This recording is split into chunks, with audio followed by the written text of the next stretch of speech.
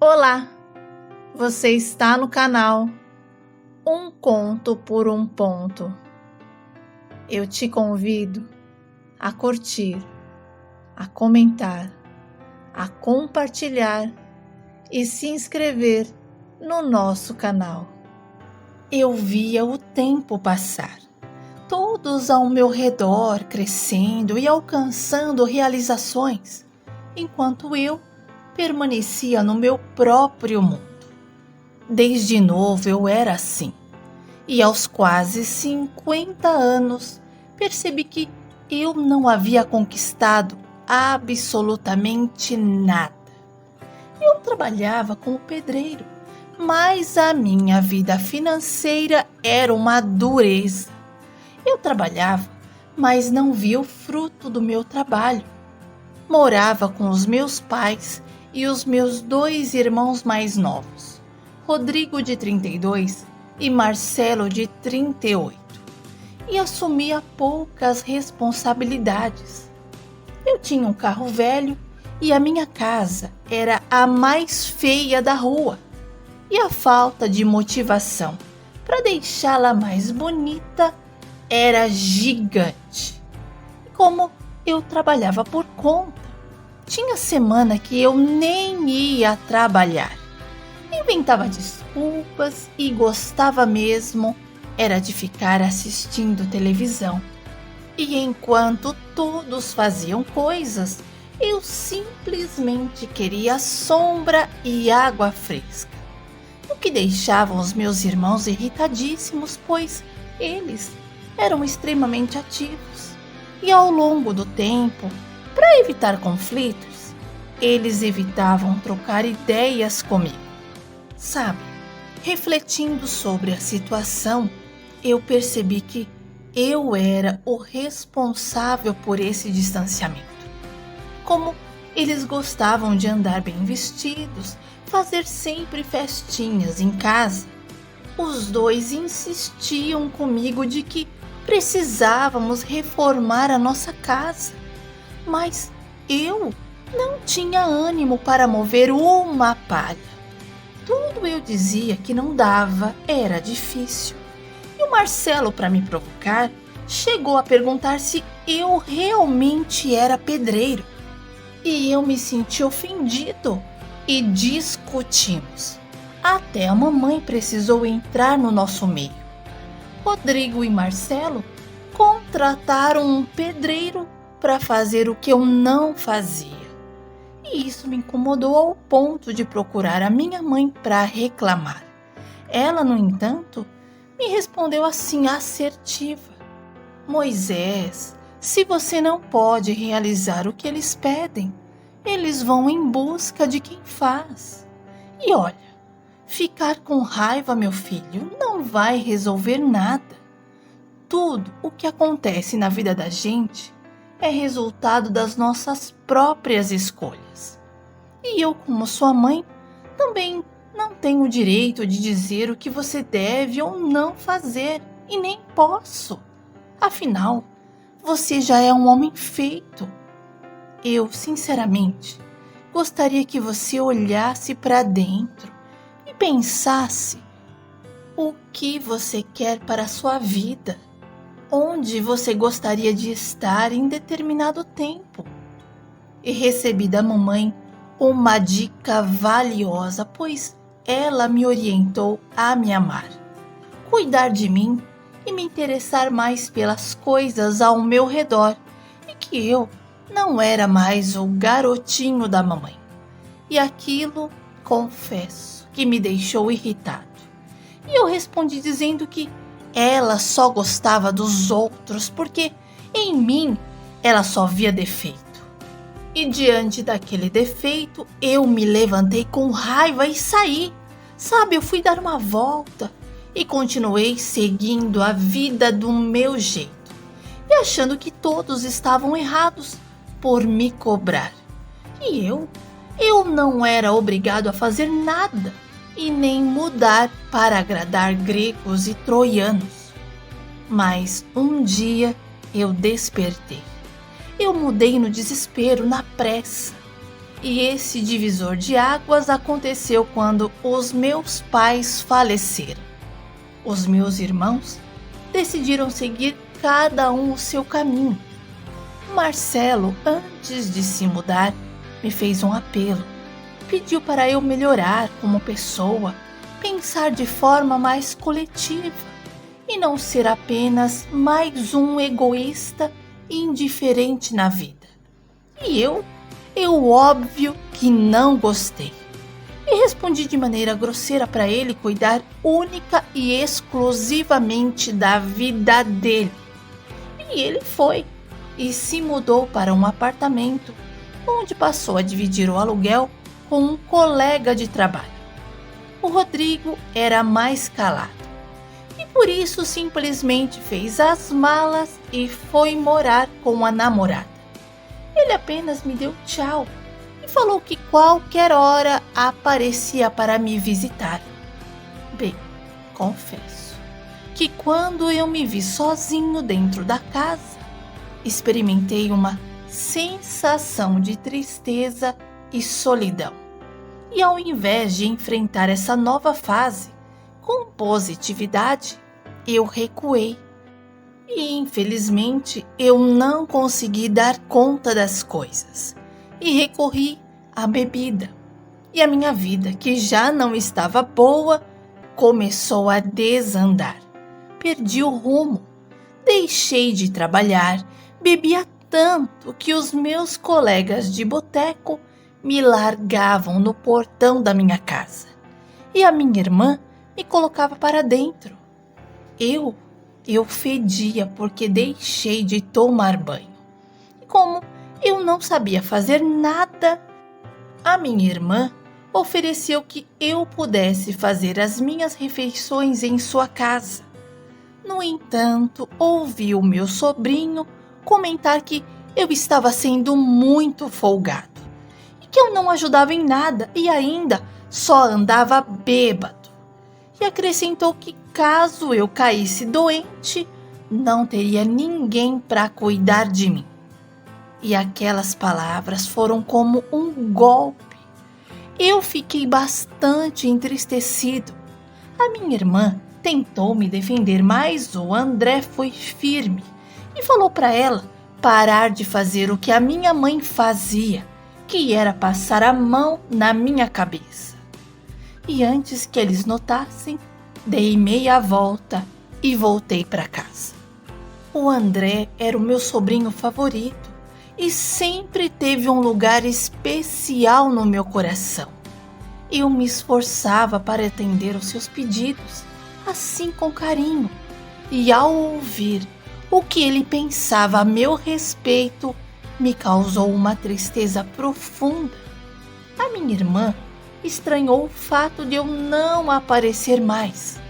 E quando ela perguntou o que estava acontecendo, eu respondi que era porque eu estava fazendo algumas mudanças dentro de casa. E o meu cunhado até riu e brincou. Você difícil, hein? O comentário dele só me deu mais força. E eu me lembrei da minha mãe que dizia: Moisés, quem não ouve conselho, ouve coitado. E eu estava ouvindo coitado. E por um tempo eu me culpei por estar velho e solitário. Fiquei com raiva de mim. E depois de não sentir mais dó de quem eu era, fui à luta e corri atrás do prejuízo. Claro, não foi fácil mudar meu hábito, meu jeito de ser e meus costumes. Mas eu tive que recomeçar assim do zero, porque era uma mudança que precisava acontecer.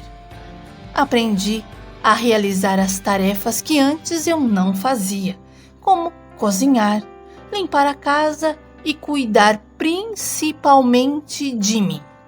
O meu irmão Naldo e a Cida, que moravam no mesmo quintal, foram os primeiros a perceberem a mudança.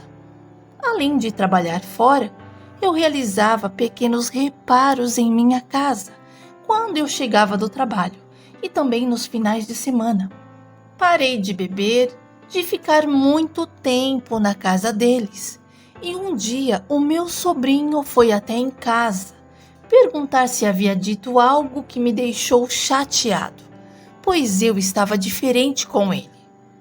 E eu aproveitei a oportunidade para agradecê-lo pelo que havia dito. E ele ficou visivelmente sem jeito, afirmando que não era bem daquele jeito. No entanto, pedi a ele que ficasse em paz, pois foram as suas palavras que me abriram os olhos. E tudo que eu nunca tinha feito antes, fiz depois dos meus mais de 50 e poucos anos. Deixei a casa que um dia pertenceu aos meus pais completamente linda.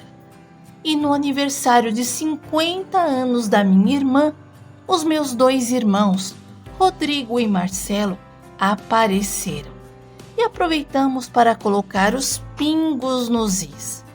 E durante a nossa conversa, eles disseram que eu continuasse sendo o eu atual, porque provavelmente os nossos pais estariam orgulhosos de mim. Nos perdoamos e a partir dali renasceu a nossa amizade. E conversando com o Marcelo, ele sugeriu que eu considerasse a possibilidade de buscar um trabalho menos fisicamente desgastante, algo que não sobrecarregasse tanto o meu corpo. E aquela sugestão fez com que eu começasse a pensar na ideia de fazer algum curso que exigisse menos da minha força e mais da minha cabeça. E eu resolvi fazer eletrônica e entrei numa boa escola. Mas eu demorei para fazer amizade, para me enturmar, pois eu estava com alguns dentes faltando e sentia vergonha de interagir com os meus colegas e até mesmo com o professor. E eu me sentava bem lá no fundão só para não ser visto. Mas não tinha jeito, o professor me achava. No entanto, quando o professor Mário deixou a turma e a professora Ruth assumiu, algo dentro de mim se transformou. E eu não conseguia ficar em silêncio. Fazia diversas perguntas e a galera do curso valorizou a minha participação. E eles gostavam das dúvidas que eu tinha. E como eu estava sentindo algo forte pela minha professora, resolvi melhorar a minha aparência. Fui num barbeiro, tirei a barba e escolhi um corte que combinou muito bem com o meu estilo. Coloquei dente e a primeira vez que eu me vi com todos os dentes na boca, eu fiquei tão emocionado que precisei me segurar para não andar pelas ruas chorando. Eu até me senti um galã. E quando eu entrei na sala de visual novo, foi uma comédia. A molecada pegou no meu pé e eles até me convidaram para dar um rolê com eles.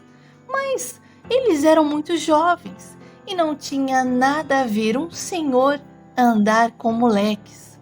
Mas eu preservei o carinho que eles tinham por mim. E dali do curso, eu levei muita amizade para a vida. Olha, a professora Ruth era tão gente boa que eu acabei confundindo as coisas. E quando eu me abri e revelei o meu verdadeiro sentimento e disse que melhorei a minha aparência para ela, foi como tropeçar numa pedra e voltar 1000 léguas. Ela foi bastante sincera e disse que já tinha uma pessoa e era super feliz. E de forma direta, destacou que se eu ainda não havia compreendido, na verdade a sua presença em minha vida tinha sido apenas um incentivo para acelerar um processo de mudança que já estava em andamento. E a sua honestidade serviu como um catalisador, me motivando a agir de forma mais rápida em direção às transformações que eu precisava realizar, mas eu quase retrocedi outra vez e me lembrei da minha mãe me aconselhando. E olhando bem para trás, percebi que não havia mais espaço para parar e por isso não me deixei abalar. Mesmo depois da minha confissão, a professora Ruth não mudou comigo. Ela me motivava, me incentivava. Terminei o curso e parei de trabalhar como pedreiro e montei uma eletrônica. Algum tempo depois, reencontrei a professora Ruth e ela perguntou como eu estava e se eu já havia encontrado alguém. E eu respondi que ainda não havia encontrado ninguém. E foi aí que ela comentou sobre uma colega, que segundo ela se encaixava perfeitamente no meu perfil. Certo dia o meu telefone tocou.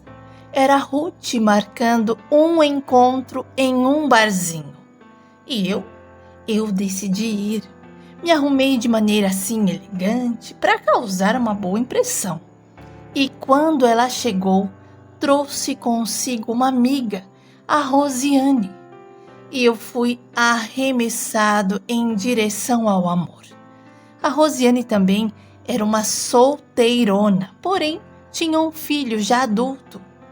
E como estávamos passado da idade, pulamos várias fases do namoro e já entramos de cabeça num casamento. E 3 meses depois do nosso encontro, estávamos dividindo tudo. Eu deixei de ser alguém que dependia dos outros para ser um provedor do lar. Minha família é maravilhosa e a única coisa que me entristece é ter demorado tanto para despertar.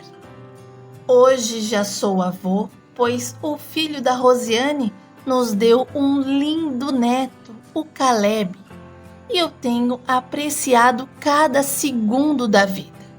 Não perco mais tempo com coisas que não me levam para frente. Aprendi a me amar e a me respeitar.